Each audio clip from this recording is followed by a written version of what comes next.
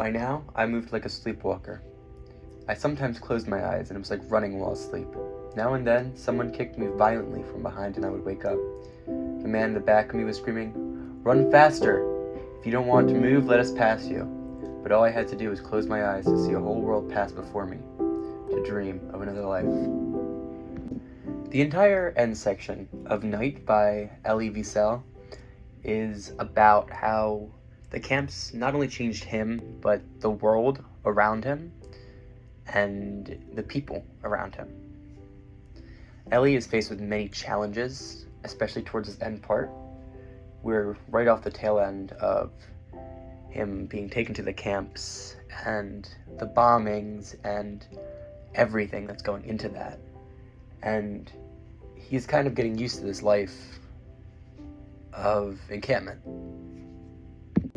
During this section of the book, Elie watches himself fall into more survival instincts. He talks about how, he's working, but he's not really thinking about it. And there's the part in the book where he thinks about leaving his father to die and keeping all of the food that he was taking to his father for himself.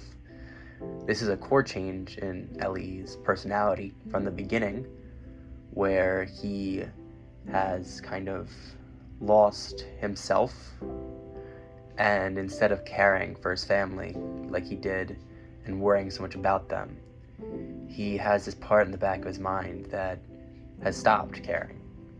Not because he's a bad person, not because he is selfish, but because he's in such a scary and horrible position in his life right now that he cannot afford to waste his food or his energy on anything but surviving.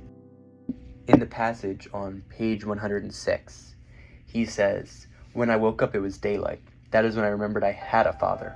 During the alert, I had followed the mob, not taking care of him. I knew he was running out of strength, close to death, and yet I had abandoned him."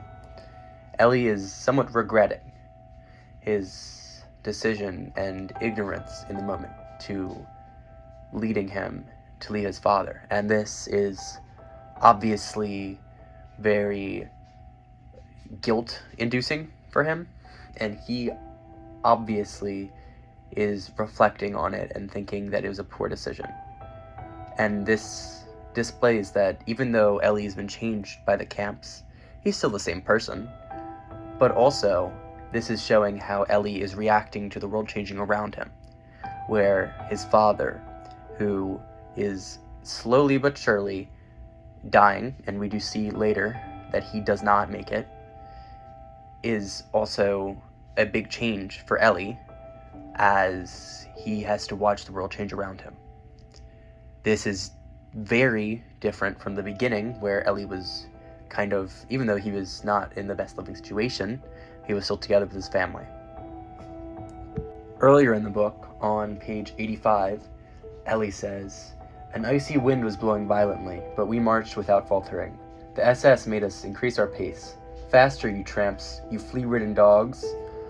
This displays kind of a change in season, right, as it's getting colder. And this further emphasizes the fact that the end, and the entire book, but more towards the end, it's about how change can kind of affect you, right? It's showing not only how it's getting colder, not only with the, the temperature, but also the kind of way that the people are being treated, right? These people obviously have been worked, and progressively throughout their time in the camps, it is displayed time and time again that the Nazis were willing to go to any measure to make these people feel like they were not human, to make them feel like their religion was incorrect, to make them feel like they were not deserving of being born into this world. And so, this is especially kind of displayed in the fact that the SS men make sure to call them dogs, right? They're not people anymore. On page 109, Elie returns from bread distribution, and he sees his father. His father yells to him, "My son, they are beating me." His son is very confused, and he says, "Who?" thinking that his father was delirious. His father goes, "Him, the Frenchman, and the Pole, they beat me." This is kind of showing in the way that his father's talking, that he's very afraid, he's very scared. He's kind of losing it. This is kind of his final days. He's in poor health. He speaks in more shattered phrases. There are many ellipses in the text, showing that he is speaking kind of relatively slowly or more in broken sentences. This is showing how Elie's father is changed and has been changed by the camps, and also how the camps can move and change these people, the Frenchman and the Pole mentioned, to beating a man, basically beating this man to death. Right? These are horrible, horrible conditions that are moving these men to do horrible, horrible things. Taking his food, taking his rations, and, I mean, he is a very easy target. He's a sick, poor health man who cannot fend for himself. And so he is obviously being changed by these camps. He is no longer the strong man that Elie looked up to, yet he is somebody that Elie somewhat begrudgingly takes care of, and his father can even see.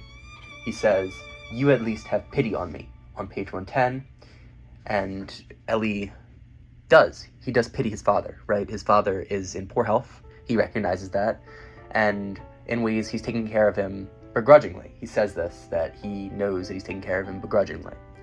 And this shows that Elie has kind of changed to be more confident and more strong than his father in a way.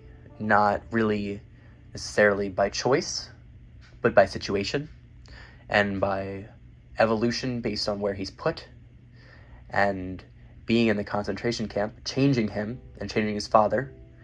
Elie coming out a lot better than he came in, and his father not making it out. But Elie is able to, at the end of the passage, look himself in the mirror and see how much he physically has changed. He notes that he has changed a lot. And this shows that not only the camps can change you emotionally and change your social status and change your familial status, but also they'll change you physically. And part of that is the passage of time, but also Elie is a lot less, well-fed. He's very, somewhat decrepit. And he's also older. So age does play into that, and that does show that he's changing with age. But this really nicely wraps up the story about change and about how the world changes and changes people. And it nicely kind of ties the bow onto Elie's story, where he has been so changed by these camps. They were so pivotal in his life story that he felt that he should write a book about it. And for good reason, because it's not only a good lesson that we as a society need to change, right? We need to change the way that we think, the way that we act, the way that we feel, to hopefully make sure that this is never happening again, right? Never again. And Elie talks about how he doesn't want this to happen to other people in his Noble Peace acceptance, which is delivered in December of 1986. He talks about how terrorism is horrible and it's a dangerous answer. He says human rights are being violated on every continent, showing that while the world does change, we are somewhat stuck in our ways of not helping and harming others. And I believe this story kind of, hopefully, creates change in people, and they see this and they say, we need to make a change and stop this horror and stop these atrocities that are happening across the world, even now. And hopefully, this story of change for Elie can be a story of change for all of the readers as well.